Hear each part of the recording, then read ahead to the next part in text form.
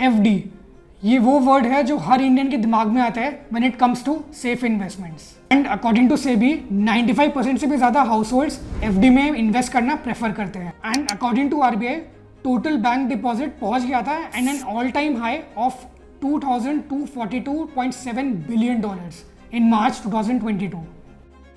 तो आपको लग रहा होगा कि एफडी इन्वेस्टमेंट के लिए सबसे सेफेस्ट और मोस्ट कन्वीनियंट ऑप्शन है, तो चलो पैसा लगा दिया।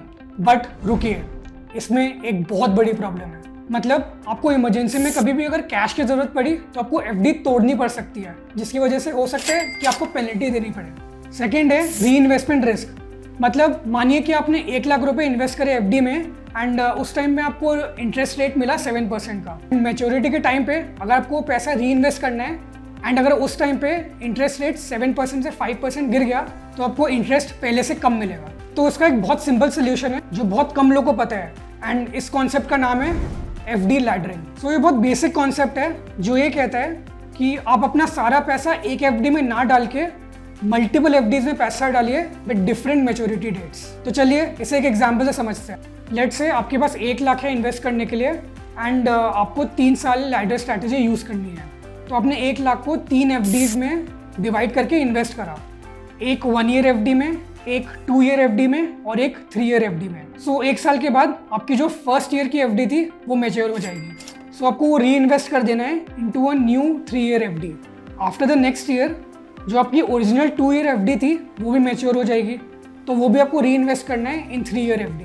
एंड उसके बाद जो आपकी ओरिजिनल 3 ईयर की एफडी थी वो मैच्योर हो जाएगी, तो आपको वो भी री इन्वेस्ट कर देना है into a new 3 year FD. So ये करते हुए आपकी लैडर बनती जाएगी एफडीज की।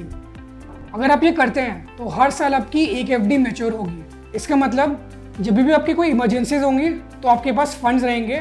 दूसरा बेनिफिट है कि आपके जो रिटर्न्स है वो ऑप्टिमाइज हो जाएंगे। फॉर एग्जाम्पल अगर आपने अपना सारा पैसा एक 3 ईयर एफडी में डाला जिसका इंटरेस्ट रेट है 5.2% एंड 1 साल बाद वो रेट ऑफ इंटरेस्ट इंक्रीज हो गया टू 7%, तो क्या होगा, वो लॉक इन पीरियड की वजह से आप वो higher interest rate miss out कर जाओगे। बट अगर आपने लैडरिंग स्ट्रैटेजी यूज करी होती तो ये केस नहीं आता। अगर आपको वीडियो पे तक इंटरेस्टिंग लग रहा है तो आप सब्सक्राइब कर सकते हैं, बिकॉज हम इस टाइप की वीडियोस एवरी वीक डालते हैं। एंड अगर आपका फाइनेंस से रिलेटेड कोई भी क्वेश्चंस है तो आप कमेंट्स में डाल सकते हो, हम जरूर उन्हें आंसर करेंगे। थर्ड है आपका री इन्वेस्टमेंट रिस्क रिड्यूस हो जाएगा। सो सपोज आपने 6 लाख इन्वेस्ट करे इन 3 different FDs. 2 lakh in 1 year FD at 5% interest, another 2 lakh in 2 year FD at 5.5% interest, the remaining 2 lakh in 3 year FD at 6% interest. So 1 साल बाद आपकी जो फर्स्ट FD है वो मैच्योर हो जाएगी एंड अगर उस टाइम पे इंटरेस्ट रेट 4.5% पे गिर गया तो आपकी सिर्फ first portion of FD effect होगी। जो आपकी बाकी 2 रिमेनिंग FDs है उस पर आपको इंटरेस्ट वही सेम मिलेगा।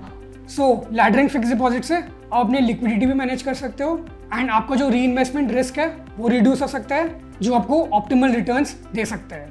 तो अगर आपको वीडियो अच्छा लगा तो आप सब्सक्राइब करेगा एंड अपने फ्रेंड्स एंड फैमिली के साथ ज़रूर शेयर करिए ताकि हम ज़्यादा से ज़्यादा लोगों की फाइनेंशियल लिटरेसी बढ़ा सकें। एंड अगर आपको मनी के साथ और स्मार्ट बनना है तो ये प्लेलिस्ट